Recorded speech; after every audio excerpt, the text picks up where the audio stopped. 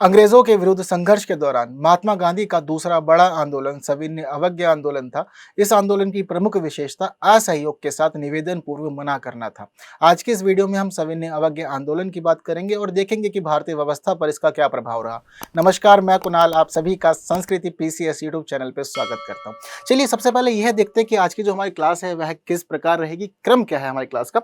तो देखिए हम लोग शुरू करेंगे कारणों के साथ। मैं हमेशा आप लोग की जो क्लास कंटिन्यू करता हूँ वह पिछली क्लास से कंटिन्यू करता हूं, क्योंकि देखिए इतिहास ना अपने आप में ही क्रमबद्ध रूप में पढ़ाया जाना चाहिए। यदि कोई व्यक्ति क्रमबद्ध रूप में नहीं पढ़ाता तो समझ में नहीं आता, मजा नहीं आता। और हमेशा ऐसे ही होता है, कोई भी घटना अचानक नहीं होती, हमेशा ही किसी ना किसी कारण से ही प्रतिक्रिया के रूप में अन्य घटना हम लोग देखते हैं। अवश्य ही ये बात स्पष्ट होनी चाहिए कि सविनय अवज्ञा आंदोलन से पहले कुछ ना कुछ जरूर हुआ होगा और किसी ना किसी कारण ने या किसी ना किसी घटना ने प्रोत्साहन दिया होगा, जिस वजह से महात्मा गांधी ने फिर सविनय अवज्ञा आंदोलन शुरू किया। तो इसलिए बात करेंगे सबसे पहले कारणों की बात करने के बाद फिर हम देखेंगे कि आंदोलन का प्रारंभ किस वजह से हुआ, क्या क्या स्थिति बनी थी उस समय। इसके बाद हम लोग देखेंगे कि कौन कौन से कार्यक्रम निर्धारित किए गए। जैसा कि मैंने आप लोग को अभी बताया कि अब असहयोग के साथ यहाँ पर निवेदन पूर्व मना करने की प्रवृत्ति देखी जाएगी, यानी कि असहयोग आंदोलन जो पिछला इनका आंदोलन था हम लोगों ने बात की, और जो प्रश्न मैंने आप लोग को अपनी वीडियो में दिया था ना, बिल्कुल एग्जैक्ट वही प्रश्न अब की बार आयोग ने मुख्य परीक्षा में पूछ भी लिया था। तो जितने लोगों ने देखा उनको तो विशेष लाभ हुआ ही होगा, जितने लोगों ने नहीं देखा आगे से सभी क्लासेस अटेंड कीजिए, बेहद लाभदायक हैं आप सभी लोगों के लिए। फिर देखेंगे कि आंदोलन का विस्तार किस प्रकार से हुआ और उत्तर प्रदेश में आंदोलन किस प्रकार पहुंचा और कौन कौन से प्रमुख व्यक्ति थे जिन्होंने उत्तर प्रदेश में इस आंदोलन के दौरान भूमिका निभाई।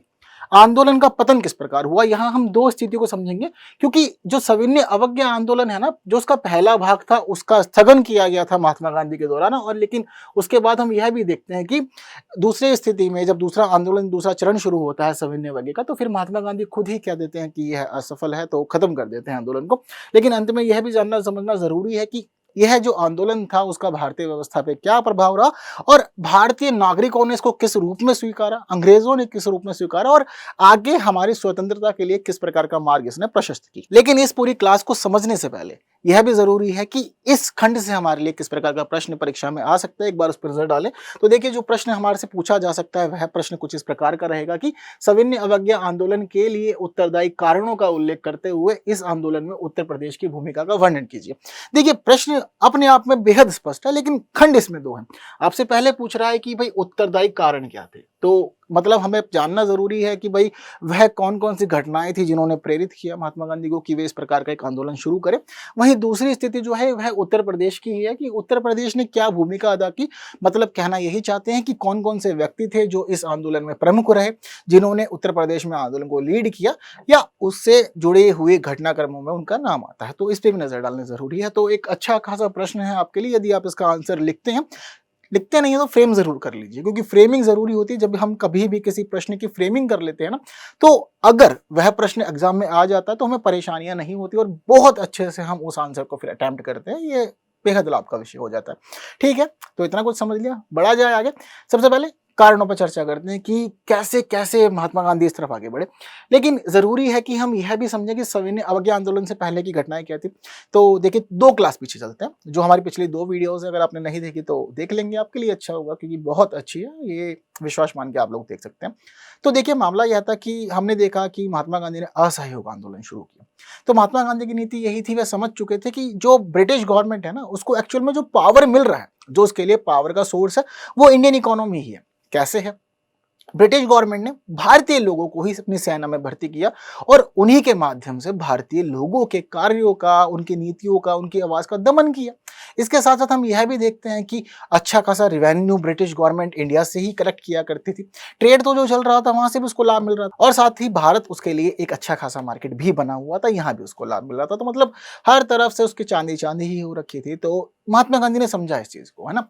यदि पढ़े लिखे हो तो फायदा यही मिल जाता है आपको, अगर नहीं समझ पा रहे तो कहीं ना कहीं कुछ कमी रही है। तो उनका जो एनालिसिस था उसने उन्हें यही बताया कि भाई पावर तो यहीं से मिल रही है, यहाँ पर जो भी एक्टिविटी हो रही है उसी की वजह से ब्रिटिश गवर्नमेंट का पूरा रूल चल रहा है। ठीक है, तो उन्होंने कोशिश की कि इसको हिट किया जाए। कैसे कर सकते हैं? असहयोग, यानी कि किसी प्रकार से सहयोग नहीं करना है, ना तो कोई भारतीय सेना में रहेगा और ना ही कोई भारतीय सरकारी संस्थाओं में कार्य करेगा। इसके अलावा हम किसी और प्रकार से अंग्रेजों को सहयोग नहीं देंगे। मतलब यह था कि उसकी वस्तुओं का उपयोग भी हम लोग नहीं करेंगे, ना ही कर अदायगी करेंगे। तो इस प्रकार असहयोग की नीति उन्होंने अपनाई। बट चौरी चौरा वाली घटना हम लोगों ने पढ़ी उस दौरान की कैसे उस दौरान पुलिस चौकी में आग लगा दी गई, पुलिस वाले लोग मर गए। तो इसके बाद फिर महात्मा गांधी को लगा कि हिंसा का प्रयोग हो गया, चलो वापस ले लेते हैं। तो महात्मा गांधी को जेल भी जाना पड़ गया था क्योंकि आंदोलन उन्होंने शुरू किया था, तो ब्रिटिश गवर्नमेंट ने उनको ही टारगेट किया इस वजह से। बट आंदोलन क्या था वहां पे खत्म हो गया। लेकिन उसके बाद से जो पूरी भारतीय व्यवस्था थी, भारतीय व्यवस्था दो भागों में बट गई, जैसा कि हम लोग देखते हैं। ठीक है, तो जो भारतीय व्यवस्था थी उसमें हम दो प्रकार की घटनाओं को फिर हम देखना अनुभव कर देते हैं। तो महात्मा गांधी थोड़ा सा राजनीति में शांत हो जाते हैं। तो अब एक दूसरा वर्ग था हमारी।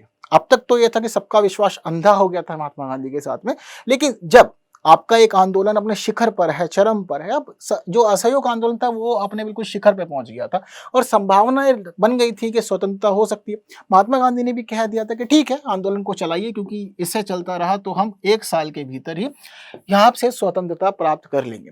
बट आपने फिर आंदोलन वापस लिया, तो एक जो दूसरा वर्ग था ना वो महात्मा गांधी से रुष्ट हो गया। उसने कहा कि यार जब अच्छा खासा आंदोलन चल रहा था, सब चीजें हमारे फेवर में थी और अंग्रेज भी परेशान हो रहे थे, तो ऐसी स्थिति में पूरा आंदोलन वापस लेना कहां तक सही था। ठीक है, हम मानते हैं कि चौरी चौरा में घटना जो थी वह ठीक नहीं थी, बट आपने पूरा आंदोलन ही समाप्त कर दिया। जो भारतीय लोग ऊर्जा से भरे हुए थे सब कुछ बेकार हो गया। बहुत लोगों ने समझाया, नहीं माने एक की भी बात। तो इसी वजह से फिर क्या होता है कि भारतीय व्यवस्था के अंदर एक नई विचारधारा देखते हैं। जो लोग महात्मा गांधी के साथ थे, जिनको पता था कि भाई सबके साथ मिलजुल कर ही संभव होगा सब कुछ, तो वे तो गांधी जी के साथ बने रहे। लेकिन गांधी जी के अलावा बहुत सारे लोग ऐसे थे जिनको पता लग गया था कि यह व्यक्ति अब अधिक विश्वास के योग्य नहीं है, क्योंकि इनको अपनी नीतियों के अलावा कुछ भी सही नहीं लगता। जो इन्होंने सोचा हुआ है ये उसी को सही मानते हैं, उसी का अनुसरण करते हैं, इनको बाकी चीजों से कोई फर्क नहीं पड़ता। इसलिए अब हम अपनी अलग नीति बनाएंगे, जिस घटना को फिर बाद में क्रांतिकारी राष्ट्रवाद के रूप में जाना गया। बहुत सारी किताबें ऐसी हैं जो क्रांतिकारी राष्ट्रवाद को क्रांतिकारी आतंकवाद के रूप में दर्शाती है। बट एक बात ध्यान रखिएगा कि ये जो शब्द है ना, यह शब्द अंग्रेजों के दिए हुए हैं। अगर हम अपने लिए लड़ाई लड़ रहे हैं तो कैसे वह आतंकवाद हो सकता है ना। और जिसमें कि हम अपने ही स्थान पर दूसरे लोगों को कह रहे हैं कि आप हमें छोड़ के जाओ, यह आतंकवाद नहीं। आतंकवाद का मतलब यह है कि हम किसी एक कारण से, चाहे धर्म के नाम पर है चाहे रंग के नाम पर, हम दूसरे के क्षेत्र में प्रभावित कर रहे हैं, दूसरे के क्षेत्र में जा रहे हैं, उसको प्रभावित कर रहे हैं, वहां पर गोलीबारी कर रहे हैं, मारकाट कर रहे हैं, तो दूसरे के जीवन को प्रभावित कर दिया। एक तरह से वह आतंकवाद है। बट अपने लिए, अपने हक के लिए, अपने अधिकारों की लड़ाई करना कभी भी आतंकवाद नहीं होता। तो वह क्रांतिकारी आतंकवाद जो कहा जाता है, ये अंग्रेजों के शब्द हैं, वह हमारे लिए क्रांतिकारी राष्ट्रवाद है। अच्छे शब्दों का प्रयोग करेंगे तो अच्छे अंक मिलेंगे। जैसे कि पिछले साल की घटना है कि हमारे जो उत्तर प्रदेश के मुख्यमंत्री है योगी आदित्यनाथ, उन्होंने कहा कि काकोरी षड्यंत्र नहीं था, षड्यंत्र अंग्रेजों के लिए था, हम उनका शब्द क्यों प्रयोग करें, ये तो उन्होंने शब्द दिया था ना। वही कहते थे कि यह काकोरी कॉन्स्पिरेसी है। तो हमारे लिए कॉन्स्पिरेसी नहीं थी, हमारे लिए हमारी अधिकार की लड़ाई थी, हमारे स्वतंत्रता की लड़ाई थी। हम क्या कहेंगे, काकोरी ट्रेन एक्शन, हमारे लोगों द्वारा बनाई गई एक नीति का परिणाम था काकोरी वाली घटना। तो शब्दों को समझना जरूरी है कि कहां से आए हैं, तो उसको अपने अनुरूप समझना, ना कि दूसरे के अनुरूप। क्लियर है बात सारी, समझ गए इतना? ओके। तो यहाँ पर क्रांतिकारी राष्ट्रवाद की घटना देखते हैं, जहां हम लोगों ने पिछली ही वीडियो में सब कुछ पढ़ा कि कैसे महात्मा गांधी से हटकर भगत सिंह, राजगुरु और काकोरी ट्रेन एक्शन के दौरान सभी लोग रोशन सिंह हो गए या फिर अशफाक उल्ला खान हो गए। इन लोगों ने कैसे अपनी अलग नीतियां बनाई और अंग्रेजी सरकार का विरोध किया। तरीके अलग थे मगर विरोध तो वह लोग सभी कर ही रहे थे ना, स्थिति यही बनी हुई थी। क्लियर है बात सारी की सारी? तो एक लंबा समय हम देखते हैं कि क्रांतिकारी राष्ट्रवाद का रहा इस दौरान। लेकिन महात्मा गांधी ने कभी भी इनके द्वारा जो भी घटनाएं की गई थी उनको कभी भी राष्ट्रीय आंदोलन का हिस्सा नहीं माना, क्योंकि महात्मा गांधी उन्हीं कार्यों को राष्ट्रीय आंदोलन का हिस्सा मानते थे जो वह अपने द्वारा चलाते थे या फिर जो अहिंसा या सत्याग्रह से जुड़ी हुई होती थी। तो इस तरह की हिंसा करना कभी भी उनके नीतियों में था ही नहीं। तो उन्होंने कभी भी उनको ना तो राष्ट्रवादी स्वीकारा, ना ही आंदोलन का हिस्सा माना। क्लियर है इतनी बात सभी लोग को? तो यह पूरा जो क्रम रहा था, यह असहयोग आंदोलन, फिर उसके बाद में जो क्रांतिकारी घटनाएं रही उसकी बात है। अब यही सब समय था जिसके बाद अब हम देखते हैं कि पथ तैयार होने लग जाता है सविनय अवज्ञा आंदोलन का। एक तो लंबे समय से महात्मा गांधी शांत थे, दूसरा था कि लोकप्रियता मिल रही थी अब क्रांतिकारियों को। तो अब जो साथ के लोग थे कांग्रेस वाले, उन्होंने भी ये बात उठाई कि देखिए क्या किया जाए, अब समय है, अब हम शांत नहीं बैठ सकते, लगातार ब्रिटिश गवर्नमेंट रूल कर रही है। अगर शांत बैठे रहेंगे तो कैसे होगी आजादी की लड़ाई, हम कैसे मांगेंगे कि हमें स्वतंत्रता दीजिए आप। अंग्रेजों को तो लगेगा कि ना तो ये आंदोलन कर रहे हैं ना ही कोई बात कर रहे हैं, तो इनको आजादी नहीं चाहिए, कुछ तो करना पड़ेगा। वहीं दूसरा जो एक अलग समूह था उसकी लोकप्रियता बढ़ रही थी और वो घटनाओं को तेजी से अंजाम दे रहा था। तो इस दौरान अब महात्मा गांधी से बातचीत की गई कि भाई अब उठिए जी और कुछ कीजिए, क्योंकि जरूरी है वापस से फिर एक बार एक आंदोलन हो, क्योंकि 1922 की जो घटना थी ना, चौरी चौरा और आपका जो असहयोग आंदोलन था, पुराना हो गया। तो ठीक है, फिर उसके बाद में काफी ऐसा नहीं है कि मतलब हम पूरी तरह से आलोचना करें महात्मा गांधी की, और कभी करनी भी नहीं चाहिए। अब कभी किसी तरह के व्यक्ति को पूरी तरह से कभी उसको बॉयकॉट नहीं कर सकते। महात्मा गांधी की नीतियों ने बहुत अधिक प्रभाव डाला ब्रिटिश गवर्नमेंट के ऊपर, ठीक है। तो इनका जो ब्रेन था ना, वो इनको सभी चीजें करने को तैयार कर रहा था, तो मानना पड़ेगा कि ब्रेन बहुत ज्यादा अच्छा था। एक तरफ आप कह दे रहे हैं कि भाई हम शुरू करेंगे नो कॉपरेशन, वहीं आप दूसरा आंदोलन तैयार किया आपने सिविल डिसोबीडियंस के रूप में। तो बेहद महत्वपूर्ण है हर एक चीज को यदि समझा जाए तो अपने आप में क्लियर है बात सारी की सारी। तो जो उत्तरदायी कारण तत्कालीन परिस्थितियों में बने, तो उनमें सबसे पहली जो घटना थी वह थी साइमन कमीशन की रिपोर्ट। क्या होता है कि भाई सबसे पहले तो ये लोग साइमन कमीशन को भेज देते हैं भारत में। कब बनाया था? 1927 में, ठीक है। तो अचानक से सब कुछ नहीं होता, धीरे धीरे घटनाएं हमारे सामने आती है। 1927 में साइमन कमीशन का गठन किया गया। 7 अंग्रेजी लोग, जिनको बोला गया कि भारत में संविधान से संबंधित संभावनाएं आप खोजे जा करके। तो भारतीय लोग पहले तो इससे ही नाराज थे कि मतलब हमारा देश है ना, एक तो तुम पहले ही आके बैठे हुए हो, बसे हुए हो, शासन चला रहे हो, अपनी मनमानी कर रहे हो, ऊपर से हमारे देश के संविधान के लिए अंग्रेजों को भेज रहे हो, क्यों? ये क्या समझते हैं हमारे देश को? ये क्या जानते हैं हमारे देश की गरीबों को, और यह क्या ही जानते हैं हमारे पिछड़े लोगों को और हमारी कृषि वाली अर्थव्यवस्था को? ये लोग नहीं समझते। हमें वास्तव में वो व्यक्ति चाहिए जो एक्चुअल में हमारे देश को समझता हो, जानता हो। जिस समय महात्मा गांधी जब विदेश से आए थे ना, दक्षिण अफ्रीका से लौट करके, तो उनको भी सलाह दी गई थी उनके गुरु के द्वारा कि भाई अभी आपके लिए समय नहीं है। माना कि आपकी उपलब्धियां अच्छी है, पर आप भारत को नहीं जानते हो, पहले भारत को समझो। जब समझ लोगे तब उसके बाद राजनीति में उतरोगे तो बेहद लाभ होगा। तो उनकी बात को उन्होंने स्वीकारा और गांधी जी ने पहले भारत को समझा। अब अचानक से 7 अंग्रेज आएंगे और बता देंगे कि भारत की स्थिति क्या होनी चाहिए, तो अपने आप में वह स्वीकार्य नहीं होगा। और इसी प्रकार हुआ। इसकी जो रिपोर्ट थी, इसने रिपोर्ट पब्लिश की, और रिपोर्ट में ऐसी ऐसी बातें थी जो कहीं ना कहीं भारतीयों के लिए रोष का कारण बनी। इन्होंने कहा कि जो उच्च न्यायालय है वह भारत सरकार के अधीन रहेगा, यानी कि ये चाहते थे कि जो कोर्ट है वह ब्रिटिश गवर्नमेंट के अधीन रहे, ना कि भारतीयों की बात सुने। प्रांतों में उत्तरदायी सरकार बनाई जाए, ना कि केंद्रों में। यह कहते थे कि प्रांत ठीक है अपने आप में, आप राज्य स्तर पर शासन चलाइए, जो केंद्र का शासन है वह ब्रिटिश गवर्नमेंट के अधीन ही रहने दीजिए, जैसे चल रहा है चलाइए। तो भारतीय लोग इस समय सब कुछ समझ गए थे। वो कहते थे कि केंद्र ही मुख्य है, प्रधान है, जो कार्य केंद्रीय स्तर पर होगा वह ही राज्य स्तर पर प्रभाव डाल सकता है। अब आप कह दे रहे हो कि केंद्र पे नियंत्रण हमारा हो। अब बहुत सारी जगह पे हम लोग अभी करंट में भी तो देखते हैं ना कि कितना डिस्प्यूट रहता है स्टेट गवर्नमेंट में, सेंट्रल गवर्नमेंट में। जैसे कि हम दिल्ली का मामला लेते हैं, बहुत अधिक चर्चित है।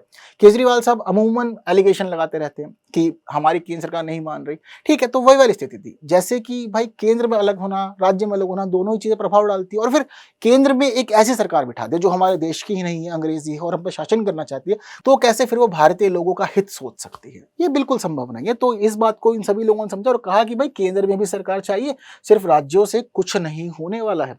साथ साथ इस दौरान यह घटना देखी गई कि ब्रिटिश गवर्नमेंट ने कहा कि भारत से अलग करके बर्मा बना दिया जाए, आज का जो म्यांमार। यह घटना भी इस दौरान की थी। उन्होंने कहा कि भाई हम चाहते हैं कि म्यांमार यानी कि बर्मा को अलग करें और एक अलग क्षेत्र के रूप में घोषित किया जाए। तो इससे भी भारतीय लोग नाराज थे, क्योंकि अब तक तो यह जो बर्मा वाला क्षेत्र था ये भारत का ही हिस्सा बना हुआ था। अब आप अचानक से अलग कर रहे हैं, विभाजन कर रहे हैं, तो कहीं ना कहीं यह दुखदायी होता ही है। चाहे घटना कुछ भी हो, पर अगर हमारे शरीर का कोई अंग हमसे अलग होता है किसी भी कारण से, पर हमें दुख बहुत होता है, ठीक है। तो वही स्थिति थी, जब भारत का एक अंग हमसे टूटा तो लोगों को बहुत दुख हुआ, जिस वजह से फिर एक अलग प्रोत्साहन मिला था सभी लोगों को कि आंदोलन किया जाना चाहिए। इसी दौरान घटना देखी गई कि सिंध और उड़ीसा के लिए कहा गया कि इनको अलग करके एक नया प्रांत बनाया जाना चाहिए।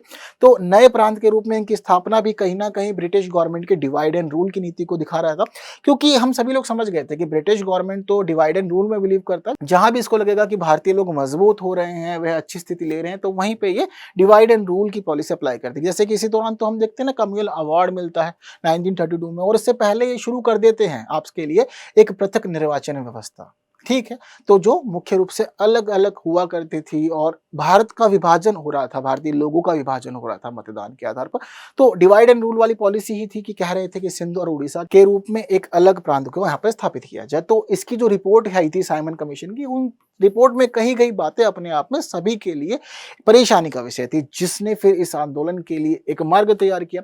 वहीं हम देखते हैं कि इस समय क्रांतिकारी आतंकवाद पुनर्जीवित हो रहा था, यानी कि क्रांतिकारी राष्ट्रवाद पुनर्जीवित हो रहा था, ठीक है। तो जो क्रांतिकारी राष्ट्रवाद वाली स्थिति थी, वह राष्ट्रवाद वाली स्थिति प्रबल हो रही थी। तो कहीं ना कहीं जो नरमपंथी लोग थे, उनको लग रहा था कि भाई हमें भी रहना जरूरी है, वरना लोग भुला देंगे और इसी तरीके को अपनाएंगे अपनी आज़ादी के लिए, जिससे हानि बहुत ज़्यादा होगी। यहाँ भी तो हम देखते हैं ना कि कैसे हानि हुई, भगत सिंह को फांसी दे दी गई, चंद्रशेखर आज़ाद ने खुद को गोली मार ली, सुखदेव राजगुरु को फांसी दी गई। ठीक है, इसके अलावा हम देखते हैं काकोरी ट्रेन एक्शन में भी सेम घटना होती है। तो कहीं ना कहीं सभी भारतीय लोग जो थे वे यही मानते थे कि ज़रूरी है कि आप थोड़ा सा परहेज करें हिंसा से, जिससे कि जीवन बचा रहे और आप आंदोलन में एक सक्रिय भागीदारी निभा पाए।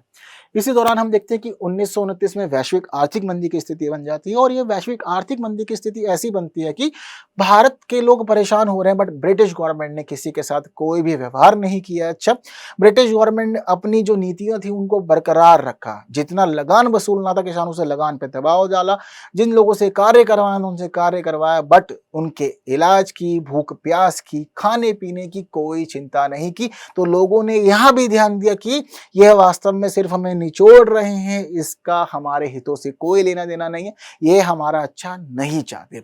बट अगर हम पिछली घटना देखें तो जिस समय 1857 का रिवॉल्ट हुआ था, तो जो हमारे देश का जो शिक्षा प्राप्त वर्ग था वह दूर रहा था इस घटना से, क्योंकि उसको लगता था कि ब्रिटिश गवर्नमेंट रहेगी तो हमारा सुधार हो सकता है, हम उन्नति कर सकते हैं। बट यहाँ तक आते आते सबका मोह भंग हो गया था।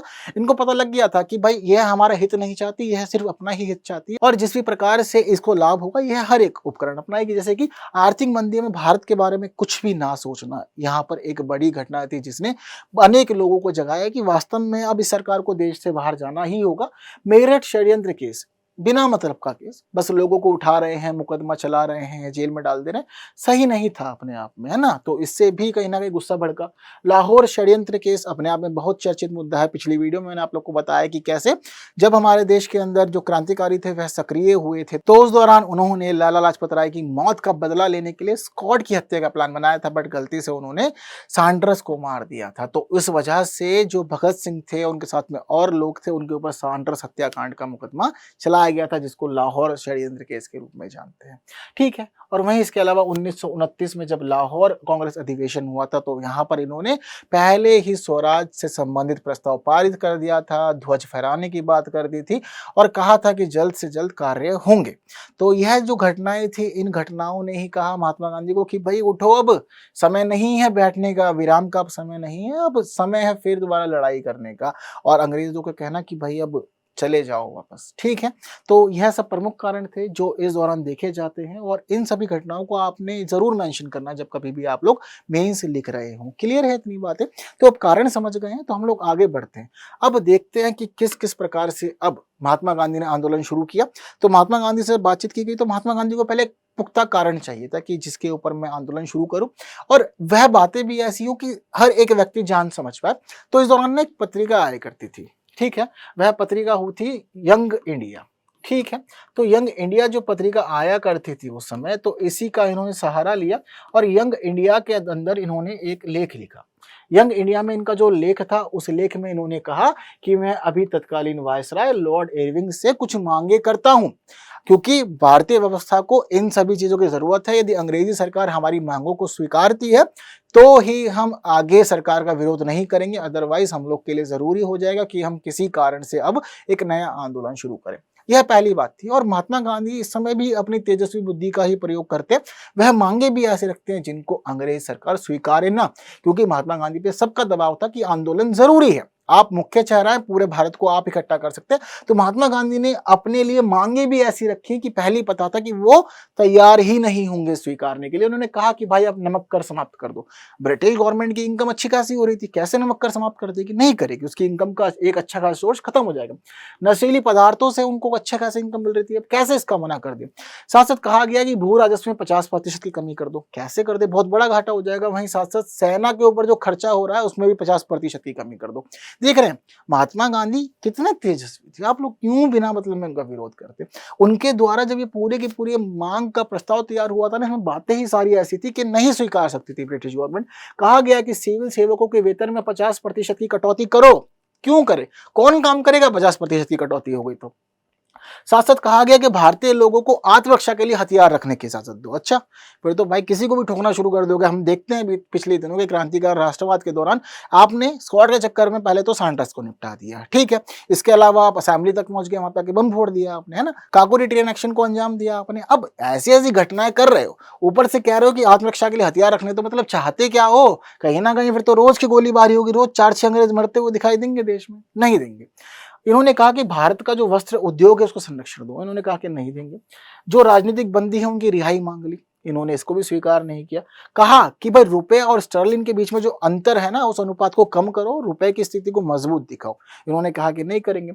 यहाँ पर कहा गया कि गुप्तचर विभाग में सुधार की आवश्यकता है और भारतीय समुद्र तट को सिर्फ आप भारतीय जहाजों के लिए रिजर्व करो, ना कि विदेशी जहाजों के।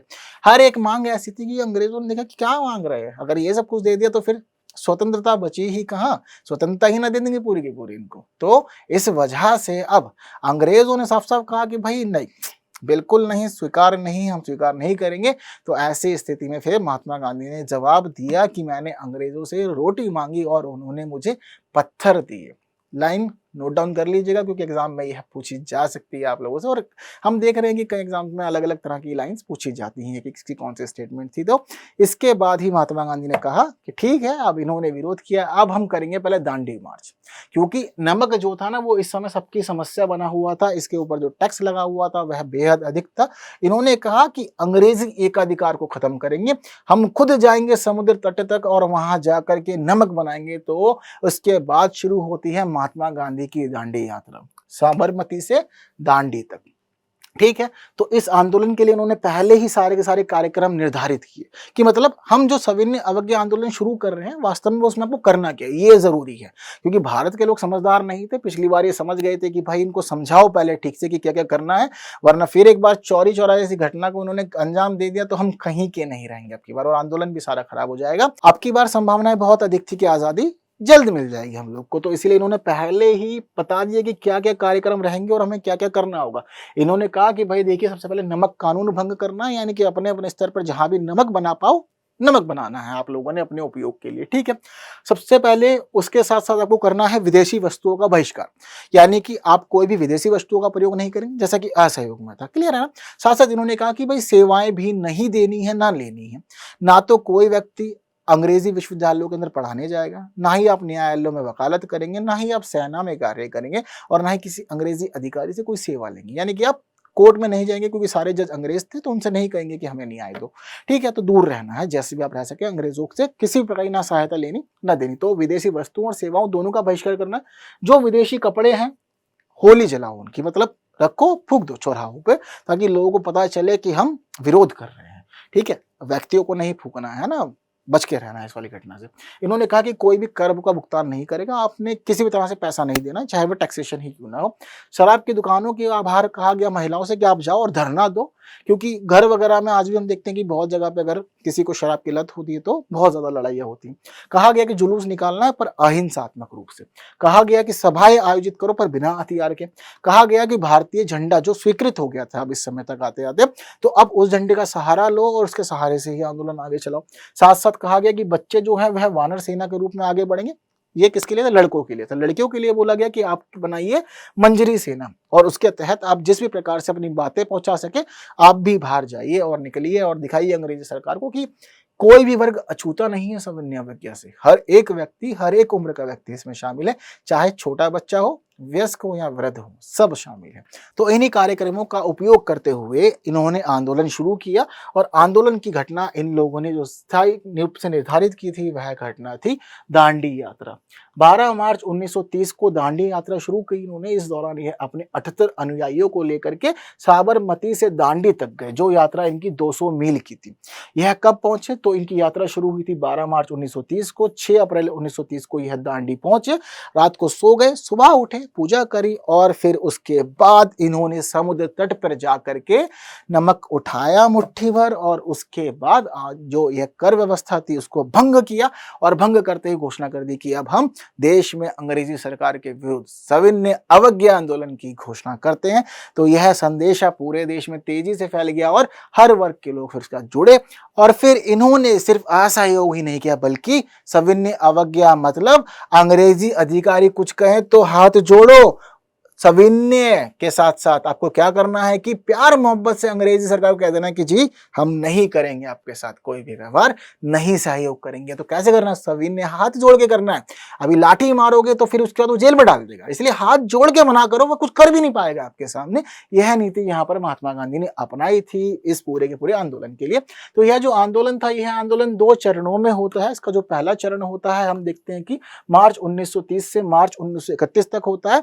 फिर इसके बाद जो तत्कालीन वायसराय साहब होते हैं इरविंग, वो समझ जाते हैं कि बिना महात्मा गांधी के या कांग्रेस के कुछ नहीं होगा, तो गोलमेज सम्मेलन में बुलाओ, वहां बातचीत करेंगे। तो महात्मा गांधी गोलमेज सम्मेलन में जाते हैं, पर फिर वहां से निराश होकर लौटते हैं, तो कहते हैं कि अब दोबारा से सविनय अवज्ञा शुरू कर देते हैं। हालांकि यह बहुत अधिक प्रभावी नहीं रहा था, ये वाला बहुत अधिक प्रभावी था। तो पर दोनों चरण हम लोग को समझना है। और इसके बीच की जो घटनाएं थी ना, कि इसका स्थगन क्यों हुआ, स्थगन के दौरान क्या क्या हुआ, हर एक चीज पे हम लोग नजर डालेंगे। फिर उसके बाद हम द्वितीय चरण पे भी आएंगे, उत्तर प्रदेश पर भी जाएंगे, ठीक है।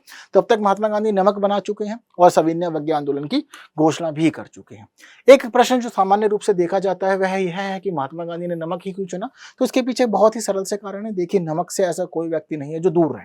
कई और अगर हम उपकरण अपनाए तो कहीं ना कहीं हो सकता था कि कोई वर्ग छूट जाता, पर नमक एक ऐसा ही यहाँ पर हथियार साबित हुआ कि हर एक व्यक्ति प्रयोग कर रहा है इसका। आप भोजन के रूप में ग्रहण करते हैं इसको, तो ऐसी स्थिति में कर लगाना है इसके ऊपर अपने आप में सभी के लिए बहुत चिंता का विषय था कि बहुत महंगे दामों पे कर बिक रहा था। और अंग्रेजी सरकार ने एकाधिकार स्थापित कर लिया था नमक के ऊपर, जिस वजह से सबको मुख्य धारा में लाना, जोड़ना और उसके बाद सभी के साथ मिलजुल करके आगे बढ़ना बेहद महत्वपूर्ण हो गया था। तो इसलिए यह एक संवेदनशील मामला था जिससे आप सभी वर्गों को जोड़ सकते थे।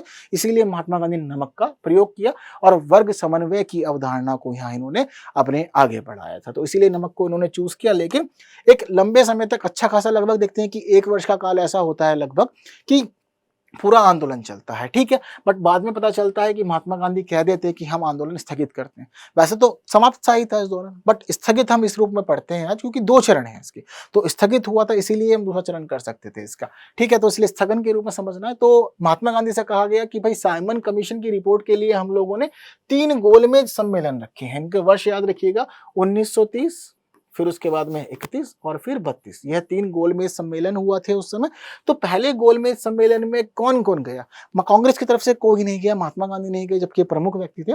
डॉक्टर BR अम्बेडकर साहब वहां पहुंचे, ठीक है। तेज बहादुर सप्रू वहां पहुंचे और एक महिला बेगम जहां आरा वहां पर पहुंची थी। तो ये 3 लोग ऐसे हैं जिन्होंने तीनों ही गोलमेज सम्मेलनों में पार्टिसिपेट किया था। ये आप लोग याद रखिएगा, किसी एग्जाम में पूछ सकता है। महात्मा गांधी नहीं पहुंचे। महात्मा गांधी नहीं पहुंचे तो निर्णय नहीं हो पाया, क्योंकि उस समय ऐसा लगता था कि भारत के अंदर एक बड़े वर्ग का प्रतिनिधित्व कांग्रेस करती है या महात्मा गांधी करते हैं। तो उनको बुलाया गया। जब पहला गोलमेज सम्मेलन असफल हो गया तो दूसरे गोलमेज सम्मेलन के लिए महात्मा गांधी से कहा गया कि भाई आओ और भूमिका निभाओ। तो इस दौरान क्या होता है कि हम देखते हैं गांधी इरविन पैक्ट होता है। महात्मा गांधी ने कहा कि भाई ऐसे तो हम नहीं जाएंगे, अब ऐसे नहीं जाएंगे, पहले हमारी बातें स्वीकारो तभी हम आएंगे इंग्लैंड और बात करेंगे वहां बैठ के।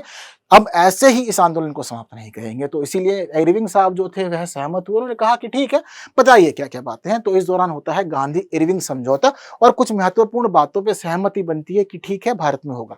जैसे कि कांग्रेस से मांगा गया कि आप गोलमेज सम्मेलन में आए, इन्होंने कहा कि ठीक है हम आएंगे। साथ साथ कहा गया महात्मा गांधी से कि आप सविनय अवज्ञा आंदोलन रद्द करेंगे क्योंकि हम आपकी बात मानेंगे। महात्मा गांधी ने कहा कि ठीक है मैं कर दूंगा।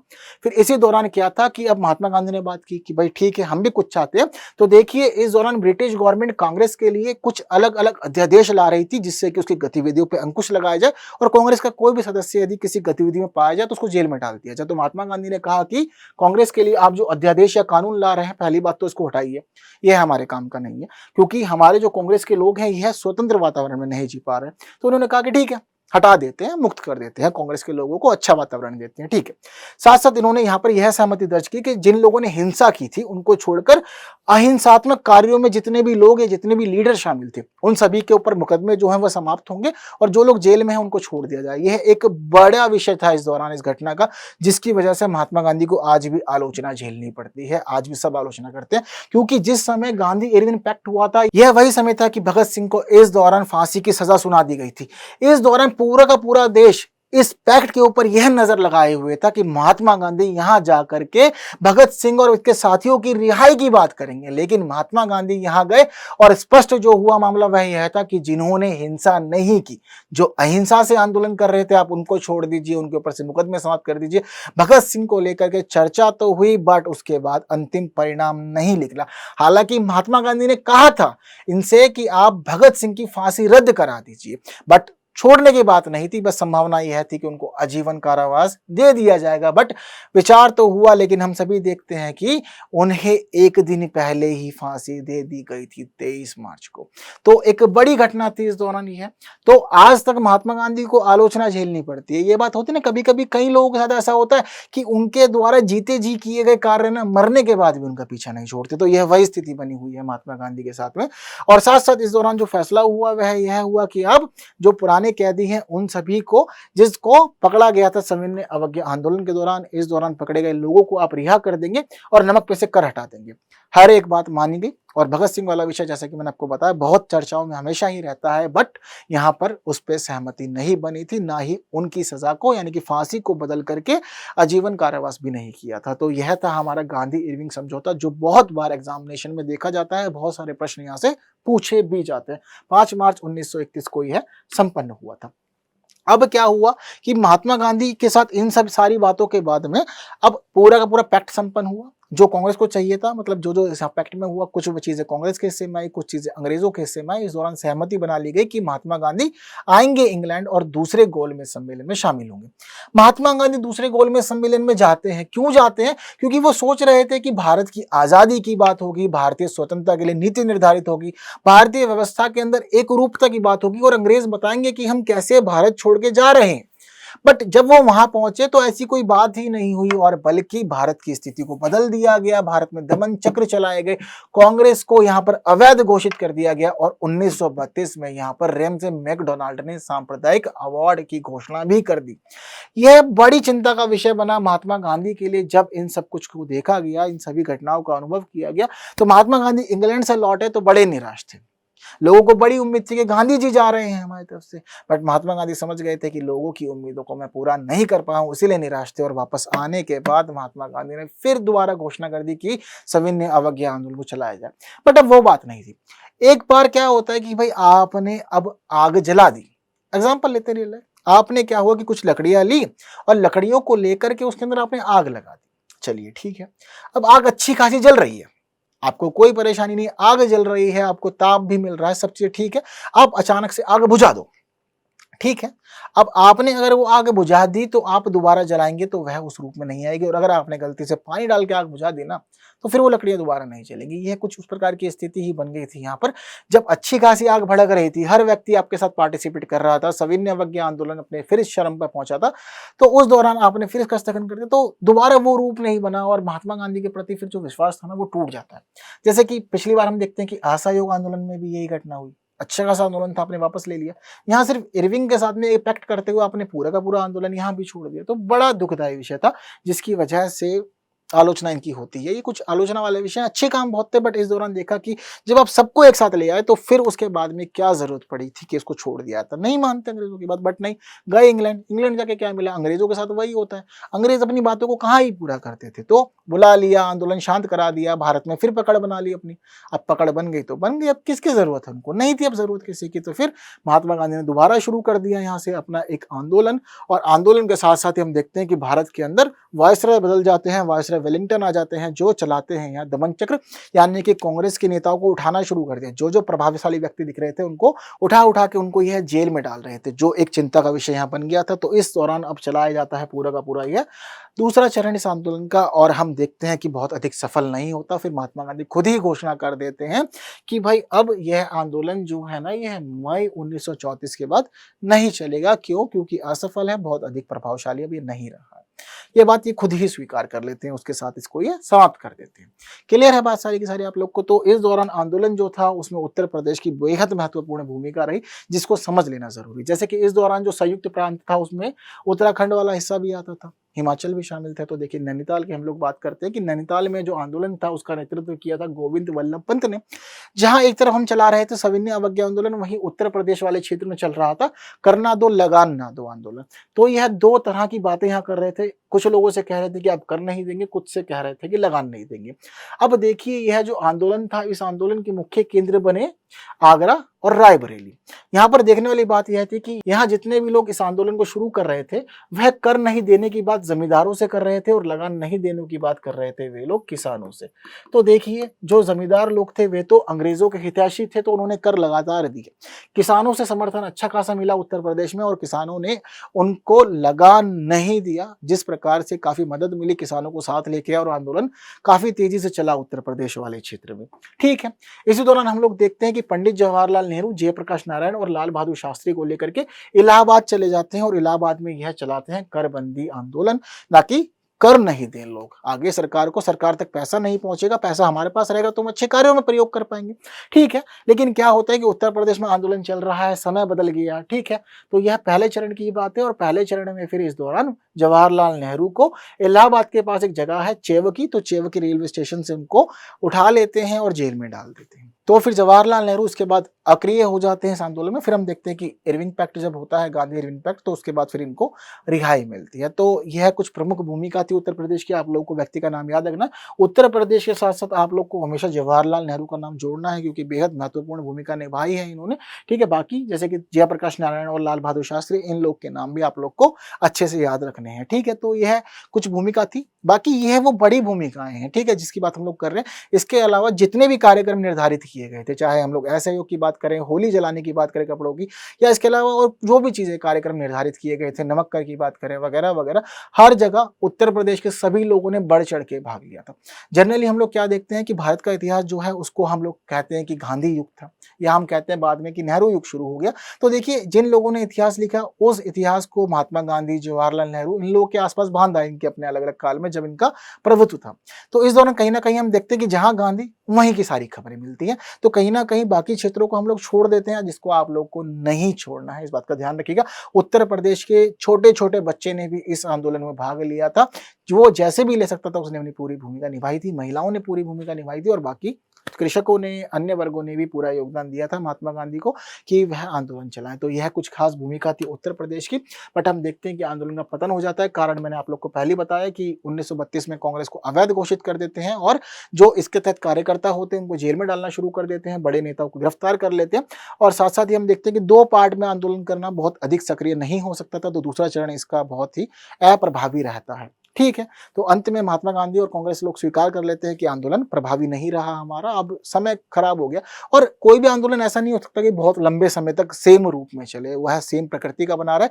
तो अब 1930 के बाद हम देखते हैं कि 1934 का समय आ जाता है, तो 5 साल का समय लगभग आप बिता लिए, 4 से 5 साल समय आपने बिताया, तो समय बहुत ज्यादा बीत गया था। तो हर एक व्यक्ति इतने लंबे समय तक एक्टिव नहीं रह सकता, तो जिस वजह से फिर असफलता की तरफ आंदोलन बढ़ा, सबने स्वीकारा और आंदोलन को फिर समाप्त करने की घोषणा कर दी। बट अंततः हम लोग यह मानते हैं कि इसके परिणाम बहुत ज्यादा व्यापक थे, जिन परिणामों पर चर्चा करना जरूरी है। आपसे पूछा जा सकता है कि सविनय अवज्ञा आंदोलन के परिणाम क्या थे। तो देखिए आप लोग को यह बात याद रखना है कि सविनय अवज्ञा एक ऐसा आंदोलन था जिसने पूरे भारत को एक करने का कार्य किया था। आपने सबको इकट्ठा कर लिया था। ठीक है, वहीं आपने अंग्रेजों को बहुत अधिक परेशान किया और उनसे इस दौरान जैसे भी सही आपने बहुत सारी बातें अपनी मनवा ली थी। ठीक है, जैसे हमने देखा कि गांधी इरविन पैक्ट हुआ था, है ना, तो इस दौरान बहुत सारी बातें इन्होंने अपनी मनवा ली, जैसे भी मनवा पाए पट मनवाई। ठीक है, वही साथ साथ हम लोगों ने देखा इसका जो प्रमुख हम लोग को एक परिणाम मिलता है वह नमक कर के रूप में मिलता है कि आपको अब नमक जो था वह एकाधिकार के माध्यम से नहीं बल्कि सर्वाधिकार के माध्यम से मिलना शुरू हो जाएगा। आपने सबको जोड़ा, किसानों के लिए मामला जो था वह बहुत अधिक लाभकारी आप यहाँ पर बना पाए, किसानों को एक साथ लेकर के आए। वहीं हम लोग देखते हैं इसके बाद में कि 1937 में प्रांतीय चुनाव होते हैं, तो 1937 के प्रांतीय चुनाव में भारतीय पार्टियों को बहुत अधिक लाभ मिलता है, अंग्रेजों से हट जाते हैं और एक बड़े क्षेत्र में कांग्रेस को लाभ मिलता है और कांग्रेस भी जीत जाती है। ठीक है, तो 1937 के जो चुनाव थे प्रांत वाले वह बेहद लाभदायक रहे यहाँ पर। ठीक है, इन लोगों ने भारत की एकता स्थापित करने में भूमिका निभाई क्योंकि कम्युनल अवार्ड का समय था ये, तो आप पूरे भारत को एक रख पाए, सभी को मिला जुला रख पाए, चाहे भारत में अनेक धर्म संप्रदाय के लोग ही क्यों ना हो। ठीक है, और यही आंदोलन था जब आपने लोगों को एक साथ किया तो हमारे लिए आगे का अब राह जो थी वह भी तैयार होने लगी, मार्ग प्रशस्त हुआ, जिसकी वजह से अब हम लोग आगे भी चीज़ों को बढ़ाने लग जाते हैं धीरे-धीरे करके, ठीक है। तो यह कुछ महत्वपूर्ण परिणाम थे जो सविनय अवज्ञा आंदोलन के हम लोग देखते हैं। वहीं साथ-साथ हम यह देखते हैं कि लोग अब समझदार भी हो गए हैं। ऐसी कोई बड़ी घटना जो चौरी-चौरा में हुई थी, हम इस आंदोलन के दौरान नहीं देखते। हालाँकि कुछ घटनाएँ जो महात्मा गांधी के दौरान हुई बीच में, आंदोलन को स्थगन करना, उसने आंदोलन की पूरे के पूरे इस घटनाक्रम पे नकारात्मक प्रभाव डाला था।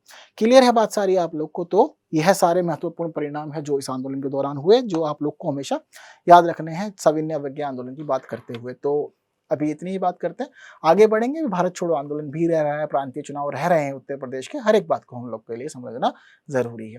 तो उम्मीद करता हूँ कि सेशन पसंद आ रहे होंगे, वीडियो अच्छी लगी होगी, और जितना भी बेस्ट हो सकता है आप लोग के लिए ना, मैं वह कंटेंट प्रोवाइड करने का पूरा ट्राई करता हूँ। तो अगली वीडियो में फिर कुछ नई बातों के साथ जल्द मिलेंगे। Thank you so much.